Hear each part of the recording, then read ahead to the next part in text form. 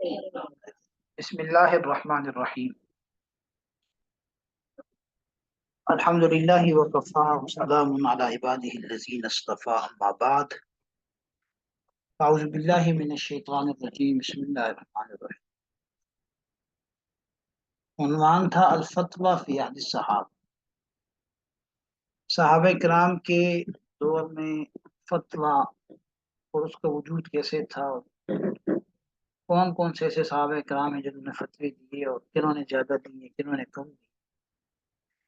اس حوالے سے علامہ ابن قیم نے رحمہ اللہ تعالی نے اعلام الموقعین کے اندر صحابہ کرام کی تقسیم کی ہے اور 3 قسموں میں ان کو تقسیم کیا ہے۔ پہلے نمبر پہ وہ صحابہ کرام ہیں جن سے کثرت کے ساتھ فتاوی منقول ہیں، یہ 7 حضرات ہیں، اور پھر یہ بھی علامہ ابن حزم نے لکھا کہ اگر ان کے فتاوی کو جمع کیا جائے، ہر ایک فتاوی کی ایک بڑی جلد بنائی جا سکتی۔ اور اس کے بعد جو دوسرے درجے پہ صحابہ ہیں یہ متوسطین ہیں۔ متوسطین کا مطلب یہ ہے کہ انہوں سے بہت زیادہ فتاوی منقول نہیں ہے، فتاوی منقول تو ہے لیکن بہت زیادہ کثرت سے منقول نہیں، ان کی تعداد کافی زیادہ ہے۔ اور تیسرے نمبر پر وہ صحابہ کرام ہیں جن سے فتاوی کی بہت کم تعداد منقول ہے، ٹھیک ہے۔ پہلے کو علامہ ابن قیم نے مکثرون کہا، دوسروں کو متوسطون کہا، اور تیسروں کو مقلون کہا۔ یہاں سے میرے پاس جو کتاب ہے اس میں صفحہ نمبر 34 ہے، یہاں تیسری قسم کو انہوں نے بیان کیا ہے۔ فرمایا کہ والباقی من الصحابۃ، اور صحابہ میں سے جو باقی لوگ ہیں، باقی حضرات ہیں رضی اللہ عنہم، مقلون فی الفتویٰ، وہ فتویٰ میں بڑے مقل ہیں، بڑے قلیل ہیں فتویٰ دینے کے اندر۔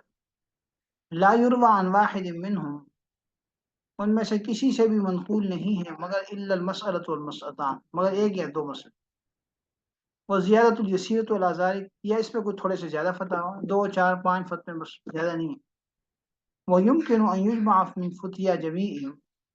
اور ممکن ہے کہ ان تمام حضرات کے فتاوی کو جمع کیا جائے، جزء صغیر، ایک چھوٹے سے جز کے اندر، بعد التفصی والبحث، یعنی خوب اس کی تلاش اور بحث کے بعد، یعنی ہم ان کے فتاوی کو تلاش کریں اور پھر ان کو جمع کر لیں تو ایک چھوٹی سی جو ہے وہ جلد بنے گی۔ ثم ذکر ابن القیم اسماء هؤلاء المقلین من الصحابہ، پھر علامہ ابن حزم رحمۃ اللہ تعالی علیہ نے ان صحابہ کرام جو مقلین فی الفتویٰ ہیں ان کے ناموں کا ذکر کیا ہے، اور یہ انہوں نے نقل کیا علامہ ابن حزم سے، ناقلا ان ابن حزم رحمہ اللہ تعالی، ٹھیک ہے نا۔ ان علامہ ابن قیم نے جو بحث نقل کی ہے وہ علامہ ابن حزم سے نقل کی ہے، اور جب انہوں نے یہ بات نقل کی ہے تو انہوں نے علامہ ابن حزم کی عبارت میں ایک بات دیکھی جو ان کو بہت ہی عجیب معلوم ہوئی۔ ان علامہ ابن قیم نے کہا کہ یہ تو علامہ ابن حزم نے بہت ہی عجیب بات لکھی ہے کہ مقلین فی الصحابہ میں انہوں نے حضرت ماعز اور غامدیہ کو ذکر کیا ہے۔ آپ کو معلوم ہوگا کہ حضرت ماعز اور غامدیہ جو ہیں یہ وہ حضرات ہیں جن کو زنا کی سزا دی گئی تھی اور انہوں نے اس کا اقرار کیا تھا، ٹھیک ہے نا جی۔ اور طویل مباحث ہیں، آپ دیکھ سکتے ہیں حدیث کی کتابوں میں۔ تو یہاں پہ علامہ ابن قیم نے کہا کہ علامہ ابن حزم نے ان حضرات کو جو شمار کیا ہے مقلین فی فتویٰ صحابہ میں، یہ بڑی عجیب کام کیا انہوں نے، بڑا عجیب مسئلہ ہے یہ، ٹھیک ہے نا۔ مطلب کہتے ہیں کہ یہ انہوں نے کیسے شمار، انہوں نے فتویٰ تھوڑی دیا ہے، فتویٰ تو ان سے کوئی منقول نہیں ہے، ٹھیک ہے۔ پھر خود ہی علامہ ابن قیم نے ابن حزم کی طرف سے ایک احتمال کا ذکر کیا کہ ہو سکتا ہے کہ علامہ ابن حزم کی رائے یہ ہو کہ انہوں نے جو زنا کا اقرار کیا جبکہ نبی کریم صلی اللہ علیہ وسلم نے ان کو کوئی اجازت نہیں دی تھی، تو شاید یہ ان کا اپنے حق میں فتویٰ ہو۔ اپنے حق میں فتویٰ کیا ہے کہ وہ انہوں نے اس اقرار زنا کو جائز سمجھا، ٹھیک ہے نا، اور پھر دونوں اس کے اوپر اقرار کر لیا۔ تو علامہ ابن قیم کہتے ہیں کہ اگر علامہ ابن حزم نے اس بنیاد پہ ان کو مقلین فی الصحابہ میں شمار کیا ہے کہ ان کا اقرار کرنا خود اپنے آپ کو فتویٰ دینا تھا، تو فرمائے کہ یہ تو بہت ہی عجیب بات ہے۔ اگر ان کا خیال یہ تھا تو یہ بہت دور کا خیال ہے، ٹھیک ہے نا جی، یہ بات ٹھیک نہیں ہے کہنے کا مقصد یہ۔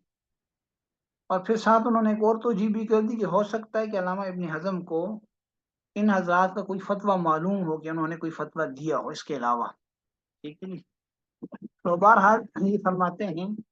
کہ ثم ذکر ابن قیم رحمہ اللہ تعالی اسماء المقلین ہؤلاء المقلین میں صحابہ، پھر علامہ ابن قیم نے ان مقلین پھر فتویٰ صحابہ کے ناموں کا ذکر کیا ہے، ناقلا عن ابن حزم رحمہ اللہ، علامہ ابن حزم سے نقل کرتے ہیں۔ ثم استغربا، پھر انہوں نے اس بات کو بڑا غریب سمجھا ہے، بڑا عجیب سمجھا ہے کہ انہ عد منہم ماعزا والغامدی رضی اللہ عنہ، کہ علامہ ابن حزم نے ان حضرات میں حضرت ماعز کو اور غامدیہ کو بھی شمار کیا ہے۔ وقال، اور پھر علامہ ابن قیم نے خود ہی کہا ہے کہ لعلہ تخیل، شاید کہ ابن حزم کا خیال یہ ہو کہ ان اقدامہم علی جواز الاقرار بالزنا، کہ ان کا زنا کے اقرار پر اقدام کرنا، ٹھیک ہے نا جی، وہ کیا ہو جی، وہ اس کو جائز سمجھتے ہوں، من غیر استئذان رسول اللہ صلی اللہ علیہ وسلم، نبی کریم صلی اللہ علیہ وسلم سے اجازت لیے بغیر، ٹھیک ہے نا جی۔ تو اس اعتبار سے فرمایا کہ فی ذالک، اس معاملے میں تو ہوا فتوی لانفسہما، تو گویا کہ انہوں نے اپنے آپ کو فتویٰ دے دیا لجواز الاقرار، اقرار کے جواز جائز ہونے کا، وقد اقر علیہ، اور دونوں اس کے اوپر برقرار رکھی، ان دونوں اس کے اوپر اقرار بھی کیا گیا۔ مقصد یہ ہے ان حضرات نے خود جو اقرار کیا ہے جو زنا کا، تو گویا کہ انہوں نے اپنے آپ کو خود فتویٰ دے دیا۔ یعنی یہ علامہ ابن قیم نے ایک توجیہ پیش کی ہے علامہ ابن حزم کی جانب سے کہ شاید ان کا خیال یہ، اور پھر فرمائے کہ فَإِن كَانَ تَخَيَّلَ هَذَا، تو اگر ابن حزم کا خیال یہی ہو اور اسی بنیاد پہ انہوں نے حضرت ماعز اور حضرت غامدیہ کو مقلین فی فتویٰ صحابہ میں شمار کیا ہو، تو فرمایا کہ فَإِن كَانَ تَخَيَّلَ هَذَا، اگر ان کا خیال یہی ہو، فَمَا أَبْعَدَهُ مِنْ خِيَالٍ، تو کتنا ہی دور ہے یہ خیال، سب سے کہ بہت دور کی بات ہے یہ، ایسا کیسے ہو سکتا ہے، ٹھیک ہے نا، بڑا عجیب خیال جیسے ہم کہہ سکتے ہیں۔ او یا دوسری وجہ انہوں نے بیان کی کہ لعلہ ظفر عنہما بفتوى، شاید کہ علامہ ابن حزم کو معلوم ہوا ہو ان کی طرف سے کوئی فتویٰ فی شیء من الاحکام، احکام میں سے کسی چیز کے بارے میں، ہو سکتا ہے کہ ان تک کوئی فتویٰ پہنچا ہو، اسی بنیاد پہ انہوں نے ان کو شمار کیا ہو، ٹھیک ہے جی۔ اچھا، یہ جو حضرات ہیں جیسے ہم تقسیم کی، جو صحابہ کرام کے دور میں فتویٰ تھا وہ رائج تھا، اور صحابہ کرام کی 3 حصوں میں تقسیم کیا جا سکتا ہے۔ 7 حضرات تو وہ تھے کہ جن سے کثرت سے فتاویٰ منقول ہے، اور پھر اس کے بعد دوسرے نمبر پر جو صحابہ مقلین فی فتویٰ صحابہ، ان کی تعداد بہت زیادہ ہے، اور پھر آخر میں جو ہے وہ متوسطون کی تھے، دوسرے نمبر پر متوسطون ہے، اور تیسرے نمبر پر پھر مقلین ہیں جن سے ایک آدھ فتویٰ منقول ہے، ٹھیک ہے۔ یہ جو صحابہ کرام کے فتاویٰ ہیں ان کو بعد میں بہت سارے لوگوں نے جمع کیا ہے، اور موجودہ دور میں بھی کچھ حضرات نے جمع کیے، تو یہاں ان کتابوں کا تعارف ہے، تو یہ آپ ذرا سمجھ لیں تاکہ کل کو آپ کو جب ضرورت ہو تو اس کی طرف مراجعت کی جا سکے۔ وقد جمع بعض المعاصرین فتاوی هؤلاء الصحابہ، اور بعض معاصر علماء معاصرین نے جمع کیا ہے ان صحابہ کے فتاویٰ کو فی کتب مفردۃ، الگ الگ کتابوں کے اندر، نذکر منہا ما یلی، ہم اس میں سے کچھ آنے والی کتابوں کا تذکرہ کرتے ہیں۔ ایک کتاب ہے موسوعہ فقہ ابی بکر صدیق رضی اللہ عنہ، کتاب کا نام ہے موسوعہ جو ہے وہ آپ اس کو انسائکلوپیڈیا کہہ سکتے ہیں، انسائکلوپیڈیا، ٹھیک ہے نا جی۔ یہ کتاب جو ہے حضرت بکر صدیق رضی اللہ عنہ کی جو فقہی مسائل ہیں اس کو ڈسکس کرتی ہے۔ یہ کتاب کی جو تالیف ہے ڈاکٹر محمد رواس الجی کی تالیف ہے۔ ایک اور کتاب ہے موسوعہ فقہ عمر بن الخطاب، ٹھیک ہے نا، یعنی حضرت عمر بن الخطاب رضی کی فقہ کا موسوعہ انسائکلوپیڈیا، یہ بھی ڈاکٹر محمد رواس کلجی کی تالیف ہے۔ ٹھیک ہے. اس کے بعد ہے فقہ عمر بن الخطاب رضی اللہ تعالیٰ عنہ موازنم بفقہ اشہر المجتہدین، یہ بھی کتاب کا نام ہے. حضرت عمر بن خطاب رضی اللہ عنہ کا فقہ جس کا انہوں نے مقارنہ کیا ہے، موازنہ کیا ہے، تقابل کیا ہے جو مشہور مجتہدین ہیں ان کے. یہ ڈاکٹر رویعی بن راجح الرحیلی کی تعریف ہے. ایک اور کتاب ہے فقہ عمر رضی اللہ عنہ تعریف، ٹھیک ہے نا. یہ کتاب جو ہے تعریف شاہ ولی اللہ محدث دہلوی رحمۃ اللہ علیہ کی. ٹھیک ہے. اور اس کا اردو ترجمہ کیا امام ابو یحییٰ امام خان نوشیروی نے. ٹھیک ہے. یہ دارا ثقافت اسلامی لاہور سے چھپی ہے. موسوعہ فقہ عثمان ابن عفان، یہ بھی ڈاکٹر محمد رواز کلجی کی تعریف ہے. موسوعہ فقہ عثمان، ٹھیک ہے، عثمان ابن عفان. وہ کہ تین خلفاء کی مسائل کو انہوں نے موسوعہ کی شکل میں جمع کی ہے. ٹھیک ہے، ڈاکٹر محمد رواز کلجی نے. اسی طرح موسوعہ فقہ علی بن ابی طالب، تعریف ڈاکٹر محمد رواز کلجی. وہ ہے کہ انہوں نے چاروں جو وہ ہیں خلفاء ہیں، ان چاروں کے چاروں مسائل کو انہوں نے جمع کیا ہے، اور سب کا نام موسوعہ فقہ فلاں، موسوعہ فقہ فلاں. ٹھیک ہے، اس انداز سے کتابیں. اسی طرح موسوعہ فقہ عائشہ ام المؤمنین رضی اللہ تعالیٰ عنہ حیاتها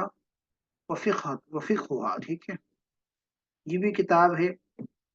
یہ تعریف شیخ سعید فائز الدخیل کی. ٹھیک ہے. اس کے بعد ایک اور کتاب ہے ڈاکٹر محمد رواز کلجی کی، موسوعہ فقہ عبداللہ ابن مسعود. ٹھیک ہے. اس کے بعد فقہ انس بن مالک، فقہ انس بن مالک، یہ ہے تعریف ڈاکٹر عبد المحسن بن محمد بن عبد المحسن المنیف کی. اس کے بعد موسوعہ فقہ عبداللہ بن عمر رضی اللہ تعالیٰ عنہ اصلہ و حیاتہ، یہ ہے تعریف ڈاکٹر محمد رواز کلجی کی. انفرادات ابن عباس رضی اللہ تعالیٰ عنہ عن جمہور صحابۃ فی الاحکام الفقہیہ، یہ کتاب ہے. اس کا عنوان یہ ہے کہ حضرت عبداللہ بن عباس رضی اللہ عنہ کی منفرد آراء احکامات کے اندر جمہور صحابہ کے خلاف. تعریف محمد سمیعی سید عبد الرحمن الرستاقی، معجم فقہ السلف عطرۃ و صحابۃ و تابعین. یہ بھی اس میں بھی مختلف حضرات کے مسائل کو، صحابہ و تابعین کے مسائل کو جمع کیا گیا ہے. یہ شیخ محمد المنصر قطانی کی تعریف ہے. ٹھیک ہے. تو یہ کچھ کتابیں ہیں جس میں آپ صحابہ کرام کے فتاوی کو معلوم کر سکتے ہیں. ٹھیک ہے جی. الفتویٰ فی عہد التابعین، عنوان ہے تابعین کے دور میں فتویٰ. صحابہ کے دور کے بارے میں تو ہم نے مختصراً بات کر لی. اب جو تابعین کا دور ہے وہ دور ایسا ہے کہ اس میں اسلام کافی پھیل گیا، اور مسلمانوں نے نئے نئے ممالک کو آباد کیا، نئے نئے شہروں کو آباد کیا، اور نئے نئے علاقے جو تھے وہ مسلمانوں کے تحت آئے. ٹھیک ہے نا جی. صحابہ کرام کے دور میں تو لوگ جو تھے وہ صحابہ کی طرف رجوع کرتے تھے، اور جب صحابہ گزر گئے تو پھر بڑے بڑے تابعین کی طرف رجوع کیا جاتا تھا. اور ظاہر صحابہ اسی طرح تابعین جو تھے یہ اسلامی فتوحات کے دوران مختلف بلاد کے اندر، مختلف ممالک کے اندر آباد تھے. تو ہر جگہ کا کوئی نہ کوئی بڑا ہوتا تھا، لوگ عام طور پر اسی کی طرف رجوع کرتے تھے، اور پھر وہ اپنے ہی بڑے کے اوپر اعتماد بھی زیادہ کرتے تھے. ٹھیک ہے نا. یہ فرض کریں اگر مدینہ کے جو لوگ ہیں تو وہ فقہائے سب مدینہ پہ زیادہ اعتماد کرتے ہیں، کوفہ والوں پر ان کا زیادہ اعتماد نہیں ہے. کوفہ والے ہیں تو حضرت عبداللہ بن مسعود ان کے شاگردوں پر ان کا اعتماد زیادہ ہے. ٹھیک ہے جی. بہرحال یہ انشاءاللہ آگے بات آ جائے گی. البتہ یہاں جو فتوے سے متعلق بات ہے وہ یہ ہے کہ تابعین کی فتوے کے معاملے میں دو قسمیں بن جاتی ہیں. ایک تو وہ تابعین تھے جو جب ان سے کوئی مسئلہ پوچھا جاتا تھا اور مسئلہ پیش بھی آیا ہوتا تھا تو اس کا جواب دیتے تھے، اور ایسے سوالات کا جواب وہ نہیں دیتے تھے جو فرضی ہوں، ابھی پیش نہ آئے ہوں. ٹھیک ہے نا. اور وہ اس سے کتراتے تھے اور اس کی حوصلہ شکنی کرتے تھے، اور دوسری طرف وہ تابعین تھے جو ایسے مسائل کا بھی جواب دیتے تھے جو پیش نہ آئے ہوتے۔ بنیادی طور پر چونکہ فتویٰ جو تھا یہ مربوط تھا حدیث کی روایت کے ساتھ، تو جب یہ حضرات حدیث کی روایت کرتے تھے تو پھر یہ حضرات صرف حدیث کی روایت نہیں کرتے تھے، بلکہ اس حدیث میں پیش آنے والے جو مسائل ہوتے تھے اس کی طرف بھی اشارہ کر دیتے تھے، اصلاحات کرتے تھے، اور بہت زیادہ گہرائی میں نہیں جاتے تھے۔ تو یہ تو ایک صحابہ کا طریقہ کار تھا، جبکہ دوسری طرف بڑا ایک طبقہ وہ تھا کہ جنہوں نے اپنی اصل مصروفیت اور مشغولیت جو تھی وہ فقہ اور فتویٰ کو بنا دی، ٹھیک ہے نا۔ تو بہرحال وہ صرف حدیث کی روایت پر اکتفا نہیں کرتے تھے، بلکہ حدیث کی روایت کے ساتھ ساتھ اس میں جو پیش آنے والے مسائل ہیں، چاہے براہ راست ہوں بالواسطہ ہوں، ان کے اندر وہ غور و خوض کرتے تھے اور اس کا بھی جواب دیتے تھے۔ تو دیکھیں الفتویٰ فی عہد التابعین، تابعین کے دور میں فتویٰ، فرمایا کہ کان مرجع فی الفتاوی بعد صحابت، کہ صحابہ کرام کے بعد جو فتاوی کا مرجع ہے وہ الی کبار التابعین، وہ بڑے تابعین کی طرف تھا، لوگ ان کی طرف رجوع کرتے تھے۔ وکانوا منتشرین فی البلاد، اور یہ جو بڑے تابعین تھے یہ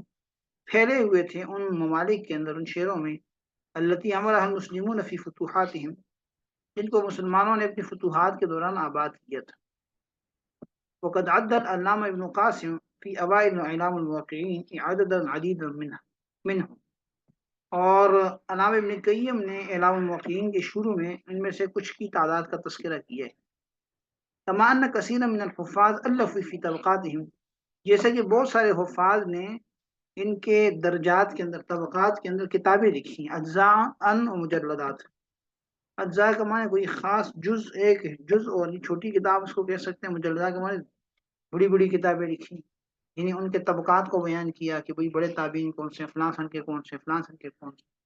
اسی طرح علامہ الموقعین کے اندر بھی علامہ ابن قیم نے کچھ کی طرف اشارہ کیا۔ وقد انقسم فقہاء التابعین علی قسمین، اور جو فقہائے تابعین فقہا ہیں وہ دو قسموں میں تقسیم ہوتے ہیں۔ نمبر ایک، القسم الاول، پہلی قسم ان تابعین کی ہے، من کان معظم اشتغالہ روایت الحدیث، جن کی مشغولیت کا بڑا حصہ وہ حدیث کی روایت ہوتی تھی، ولا یتکلم فی الفقہ، اور وہ فقہ کے مسائل کے بارے میں بات چیت نہیں کرتے تھے، الا بما کان صریحا فی الکتاب والسنہ، مگر وہ جو کتاب و سنت میں صریح ہوتی تھی، جو صریح روایات ہوتی تھیں جس میں فقہی مسائل ہوتے تھے، اس سے بحث کرتے تھے، اس کے علاوہ وہ بحث نہیں کرتے تھے۔ ولم یکن یصرف همه الى استنباط المسائل الجزئیہ، اور وہ اپنی ہمتوں کو نہیں پھیرتے تھے ان مسائل کی استنباط کی طرف جو ابھی تک پیش نہیں آئے، جو جزئی مسائل ہیں، التی لم تقع بعد، جو تب تک پیش نہیں آئے تھے، تو ان مسائل کے استنباط اور ان مسائل کے جوابات لینے کے لیے وہ زیادہ اپنی ہمت کو صرف نہیں کرتے تھے، بلکہ وکان ذلک من اجل، اور اس وجہ سے تھا کہ ان معظمهم كانوا يكرهون الخوض، کہ ان حضرات کا جو ایک بڑا طبقہ تھا، زیادہ تر جو لوگ تھے، یکرہون الخوض فی الرائے والقیاس، یہ رائے اور قیاس میں غور و فکر سے کو یعنی برا سمجھتے تھے۔ وَيَهَابُونَ الْفُتْيَا وَالِاسْتِنبَاطَ، اور یہ فتوے سے، استنباط سے ڈرتے تھے، إِلَّا لِضَرُورَةٍ لَا يَجِدُونَ مِنْهَا بُدًّا، سوائے اس صورت کے کہ جب کوئی ضرورت ہو، اور لا یجدون منها بدا، اور اس سے وہ کوئی خلاصی نہ پائیں۔ مقصد ہے کہ عام حالات میں وہ اس طرح کے مسائل کو نہیں ڈسکس کرتے تھے، جو ابھی پیش ہی نہیں آئے اس میں غور و فکر کریں، یہ چیز ان کے ہاں درست نہیں تھی، اور اس سلسلے میں ان کی اپنی ایک دلیل تھی۔ وَاسْتَرَدُوا فِي ذَلِكَ بِمَا رُوِيَ عن رسول اللہ صلی اللہ علیہ وسلم، اور اس سلسلے میں وہ دلیل پکڑتے تھے اس روایت سے جو منقول ہے جناب نبی کریم صلی اللہ علیہ وسلم سے، کہ انہ عابا کثرت السوال، کہ آپ علیہ السلام نے کثرت سوال کو جو ہے وہ معیوب سمجھا۔ تو یہ تو ایک طبقہ تھا فقہائے تابعین کا۔ والقسم الثانی، اور جو دوسرا طبقہ تھا کبار تابعین کا، وہ ان لوگوں کا تھا من نسب نفسہ للفقہ والفتویٰ، جنہوں نے اپنے آپ کو وقف کر دیا تھا فقہ اور فتویٰ کے لیے، جنہوں نے اپنے آپ کو مختص کر لیا تھا، خاص کر لیا تھا فقہ اور فتویٰ کے لیے۔ فلم یقتصر على روایت الاحادیث، تو یہ حضرات صرف حدیث کی روایت پر اکتفا نہیں کرتے تھے، بل اجتہد فی جمیع المسائل الجزیات، بلکہ تمام مسائل کے اندر اجتہاد کرتے تھے اور تمام ہر قسم کی جزیات کی تفریح کرتے تھے، ایک ایک اصول فقہ کے مسئلے نکالتے تھے، حتی کان لہ فی کل باب من الفقہ فتوی، یہاں تک کہ فقہ کے ہر باب کے اندر ان کا کوئی نہ کوئی فتویٰ تھا۔ ومنهم من دون فقہہ فی کتاب، اور ان میں سے بعض حضرات تو وہ بھی تھے کہ جنہوں نے اپنے فقہ کو کتاب کی شکل میں مدون کیا، مثل شعبی و مقبول، جیسے کہ امام شعبی، امام مقبول ہیں، انہوں نے صرف اجتہاد کیے بلکہ اپنی فقہ کو کتابوں کی شکل میں جمع بھی کیا۔ تو یہ دو قسم کے طبقات جو ہیں وہ سامنے آئے کبار تابعین کے دور میں۔ ایک تو وہ کہ جو غور و خوض کرنا جو ہے وہ اس کو اچھا نہیں سمجھتے تھے، ایسے مسائل میں جو تب تک پیش نہیں آئے تھے، یعنی فرضی مسائل کے جوابات تلاش کرنے میں، اس میں غور و فکر کرنے میں، اس میں اجتہاد کرنے کو اچھا نہیں سمجھتے۔ اور دوسری طرف وہ طبقہ تھا کہ جو صرف حدیث کی روایت پہ اکتفا نہیں کرتا تھا، بلکہ وہ فقہی مسائل کو بھی بیان کرتے تھے اور اس میں غور و خوض بھی کیا کرتے تھے۔ ٹھیک ہے نا جی؟ اچھا جی، الفقهاء الذين منعوا من الافتاء فيما لم يقع بعد۔ اب یہاں پہ ان حضرات کا ذکر کریں گے پہلے طبقے کا کہ جنہوں نے ایسے مسائل میں جو اب تک پیش نہیں آئے، ان مسائل میں انہوں نے فتویٰ دینے کو سے منع کیا، انہوں نے اس بات سے منع کیا کہ لوگ ایسے مسائل میں پڑھیں جو ابھی تک پیش نہیں آئے، فرضی مسائل جسے آپ کہہ سکتے ہیں۔ ٹھیک ہے نا جی؟ تو ان کی بات، ان کا موقف دیکھتے ہیں اور پھر اس کے بارے میں ان کی جو دلیل ہے وہ بھی دیکھتے ہیں۔ فرمائیں کہ اما القسم الاول، رہی پہلی قسم تابعین فقہائی تابعین کی جو کبار تابعین تھے، فقد ذهب، تو ان کی رائے یہ تھی یا اس بات کی طرف گئے کہ لا ان المفتی او الفقیہ ينبغي ان يختصر المسائل الواقعات الحقیقیہ، کہ مفتی اور فقیہ کو چاہیے کہ وہ اکتفا کریں ان مسائل واقعہ پر جو الحقیقیہ، جو حقیقی ہوں، التي عرضت علیہ، اور جو اس کے سامنے پیش کیے گئے ہیں، من احد، کسی ایسی شخص کی جانب سے، من مبتلی بتلک المسئلہ، جو اس مسئلے میں مبتلا ہے، یعنی وہ صرف ان مسائل کو چھیڑے جو پیش آ گئے ہیں اور کوئی شخص اس کے اندر مبتلا ہے۔ ولا ينبغي للفقیہ، اور فقیہ کے لیے ہرگز مناسب نہیں ہے کہ یشتغل بتفریع الجزیات، کہ وہ مشغول ہو جائے ایسی جزیات کی تفریح پر۔ تفریح کا معنی ہوتا ہے کہ اصول پر مختلف مسائل کو نکالنا، وہ بیان حکم الامور التی، اور ان امور کے حکم بیان کرنے کے اندر لگ جائے، التی لم تقع فعلا، جو عملاً واقع نہ ہوئے ہوں، یعنی ایسے مسئلوں کے پیچھے پڑھنا جو ابھی تک پیش نہیں ہے، مستقبل میں جا کے ہو سکتے ہیں، فرضی مسائل، اس کے اندر وہ نہ پڑے۔ کیوں؟ فإنه غیر مکلف بذلک، اس لیے کہ اس کا مکلف نہیں ہے۔ یعنی گویا کہ جو پہلا طبقہ تھا وہ یہ کہتا تھا کہ بھئی مفتی اور فقیہ کا کام صرف یہ ہے کہ وہ ان مسائل کا جواب دے جو عملی طور پر پیش آئے ہوں، حقیقی مسائل۔ فرضی مسائل جو اب تک پیش نہیں آئے یا آئندہ چل کے اس کے واقع ہونے کی امید ہے، تو ان مسائل کے اندر پڑھنا، ان جزیات کے اندر پڑھنا، اس کے اجتہاد میں پڑھنا، یہ ان حضرات کے یہاں پسندیدہ نہیں تھا۔ وہ کہتے ہیں یہ صحیح نہیں ہے کیونکہ انسان کا مکلف ہی نہیں ہے۔ وَرُبَّمَا يُسْتَدَلُّ عَلَى صِحَّةِ هَذَا الْقَوْلِ بِالْحَدِيثِ، اور وہ اپنی اس رائے پر کبھی دلیل پکڑتے تھے حدیث کی، اس ایک حدیث کے ذریعے سے۔ یہ جو بات کرتے تھے، ان کے پیچھے ان کے پاس دلیل تھی، صرف ان کی رائے نہیں تھی، بلکہ وہی سمجھتے تھے کہ بھئی حدیث میں بھی اسی چیز کا حکم دیا گیا کہ انسان ایسے مسائل کے پیچھے نہ پڑے جو ابھی تک پیش نہیں آئے۔ وہ حدیث مرفوع ہے، المروی عن ابی سلمہ بن عبد الرحمن مرسلہ، جو مروی ہے ابی سلمہ بن عبد الرحمن سے مرسلن روایت ہے، قال، کہ آپ نے ان کہا کہ قال رسول اللہ صلی اللہ علیہ وسلم، نبی علیہ الصلوۃ والسلام نے ارشاد فرمایا، لا تستعجلوا بالبلیۃ قبل نزولها، کہ تم جلدی نہ کرو یا جلدی طلب نہ کرو اس کو، مصیبت کو، یعنی مصیبت کی جانب جلدی نہ کرو، قبل نزولها، اس کے نازل ہونے سے پہلے۔ ابھی مصیبت آئی نہیں ہے اور تم پہلے اس کی جلدی کرو، پہلے اس کے بارے میں فکر شروع کر دو، ایسا نہ کرو۔ کیوں؟ فإنکم اذا فعلتم ذلك، اس لیے کہ جب تم ایسا کرو گے تو لم یزل منکم من یوفق ویسدد، تو ہمیشہ تم میں سے ایسے لوگ ہوں گے جن کو توفیق دی جائے گی اور وہ صحیح بات کریں گے۔ مقصد یہ ان کی عادت یہ رہی کہ وہ مصیبت اور بلا کے آنے سے پہلے اس کی فکر میں نہیں لگیں گے، اور بلکہ اس سے تعارض نہیں کریں گے، تو ان کے اس مزاج اور رویے کی بنیاد پر اللہ تعالیٰ ہمیشہ ان میں ایسے لوگوں کو رکھیں گے کہ جس کو اللہ تعالیٰ توفیق دیں گے وہ اس کا حل بھی بتا دے گا۔ لیکن وَإِنَّكُمْ اسْتَعْجَلْتُمْ بِهَا، اور اگر تم اس کے بارے میں جلدی کرو، قبل نزول، یا اس کے آنے سے پہلے، یعنی ابھی بلا آئی نہیں، مصیبت آئی نہیں اور آپ پہلے اس کے پیچھے پڑ گئے، فرمایا تفرقت بكم السبل ها هنا وها، تو آپ کو تمہیں یعنی متفرق کر دیں گے راستے ادھر اور ادھر۔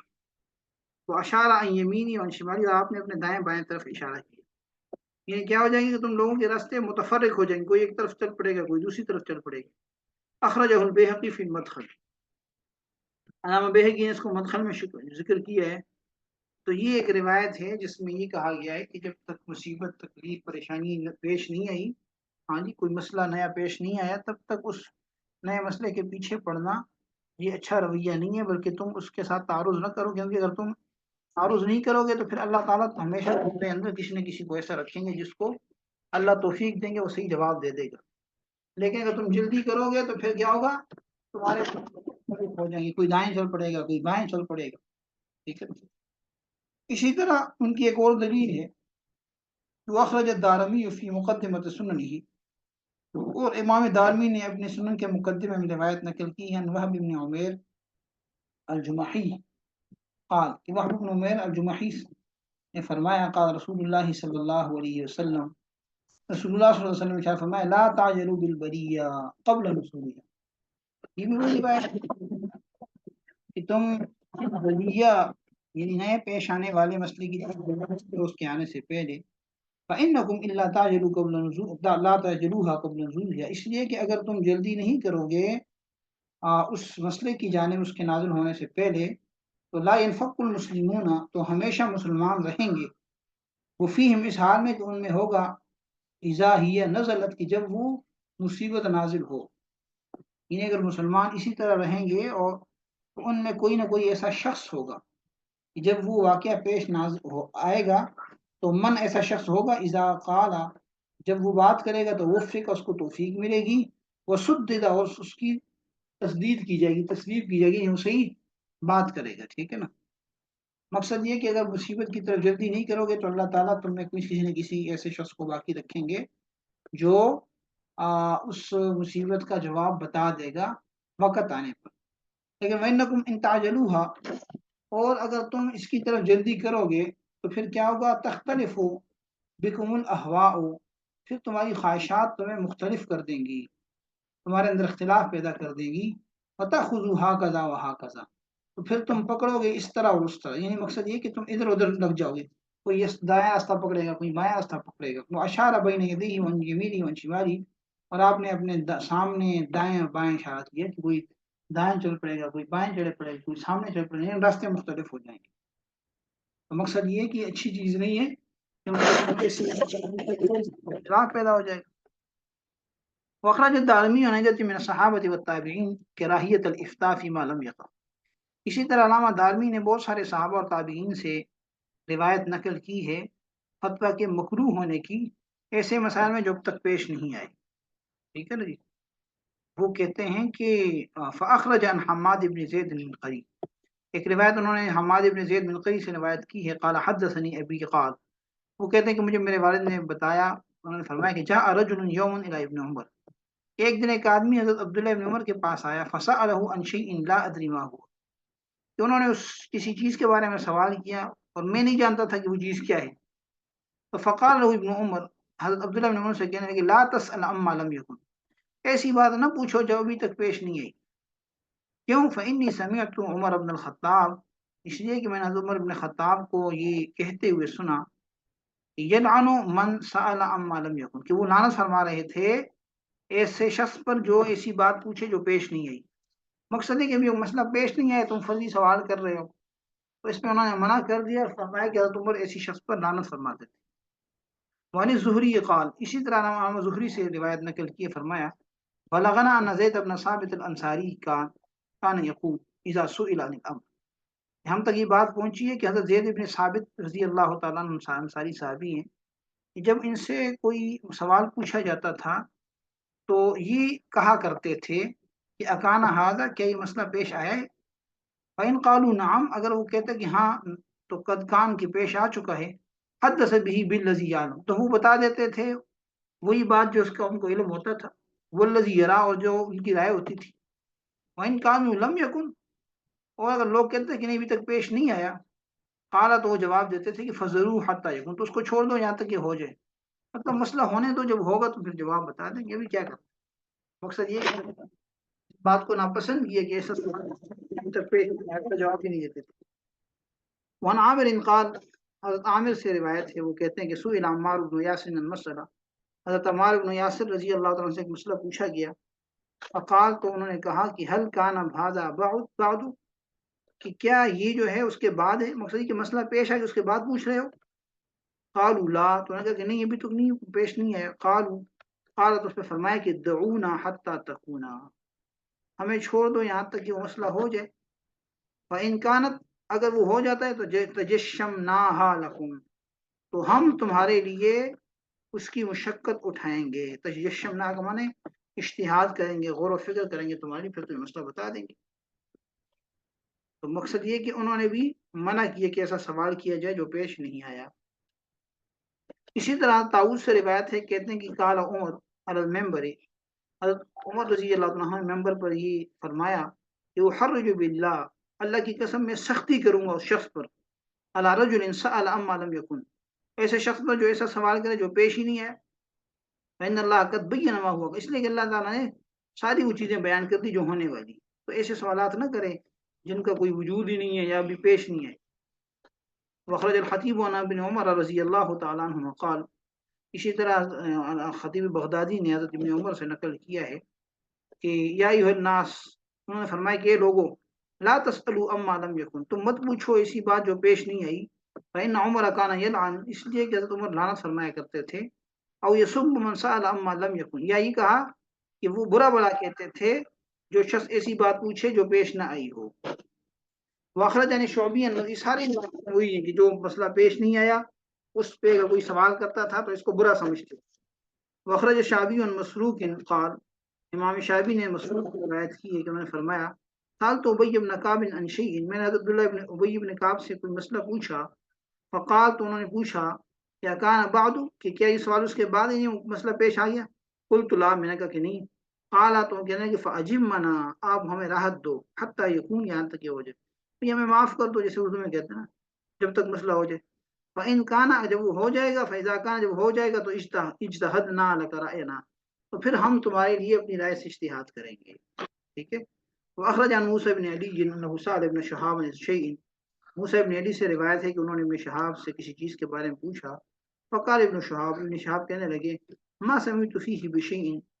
کہ میں نے اس بارے میں کچھ سنا نہیں، وما نزل بنا، اور نہ ہمارے ساتھ یہ مسئلہ پیش آئے۔ فقلت، تو میں نے کہا انہ قد نزل ببعض اخوانک، یہ آپ کے بعض بھائیوں کے ساتھ یہ مسئلہ پیش آیا ہے۔ فقال، تو اس دوبارہ انہوں نے جواب دیا ابن شہاب زہری نے کہ ما سمعت فیہ بشیء، کہ میں نے اس کے بارے میں کوئی چیز نہیں سنی، وما نزل بنا، اور نہ یہ مسئلہ ہمارے سامنے پیش آیا ہے، وما انا بقائل فیہ شیء، اور نہ میں اس میں کچھ کہنے والا ہوں، مجھ سے یہ بھی مسئلہ پیش نہیں آیا، تم مسئلہ پوچھتے ہو تو میں اس کے بارے میں کچھ نہیں کہوں گا۔ واخرج عن مالک قال، امام مالک سے روایت ہے کہ انہوں نے فرمایا کہ ادرکت هذه البلدۃ، کہ میں نے اس شہر کو یعنی مدینہ کو پایا، وانہم لیکرہون هذا الاکثار، کہ وہ لوگ یعنی اہل مدینہ ناپسند کرتے تھے اس قسم کی کثرت کو، سوالاتی کثرت کو، الذی فیہ اليوم، جو آج کل ہو رہے ہیں، یرید المسائل کا ارادہ مسائل کا، کہنے کا مقصد یہ ہے کہ امام مالک رحمۃ اللہ نے فرمایا کہ آج کل تم لوگ جس کثرت سے سوالات کرتے ہو، تو میں نے فقہا کو، مدینہ کے حضرات کو دیکھا کہ وہ اس چیز کو ناپسند کرتے تھے۔ تو بہرحال ساری دلائل جو ہیں اس بات کی علامت اور نشانی اور دلیل ہے کہ ایسے سوالات نہیں پوچھنے چاہیے جو ابھی تک پیش نہیں آئے۔ یہ ساری روایات اس کے سامنے ہیں، تو اس کا مطلب یہ ہے کہ وہ فقہا جو یہ کہتے تھے کہ جب تک کوئی مسئلہ پیش نہیں آیا اس کے بارے میں غور و خوض کرنا، اجتہاد کرنا، اس کے درپے ہونا، یہ ایک اچھا عمل نہیں ہے، اور یہ ساری چیزیں ان کی دلیل ہیں۔ اور باقی جو دوسرے فقہا ہیں جو اس قسم کے مسائل پہ پڑھتے ہیں اور وہ اس کو جائز سمجھتے ہیں، ان کے دلیلوں کو ہم انشاءاللہ کل ذکر کریں گے. آج کے لیے اتنا ہی کافی ہے. ادب المرام واللہ عالم بحقیقت الکلام. السلام علیکم ورحمۃ اللہ وبرکاتہ. کوئی سوال ہے تو کر لیں، نہیں تو پھر ٹھیک ہے جی. السلام علیکم.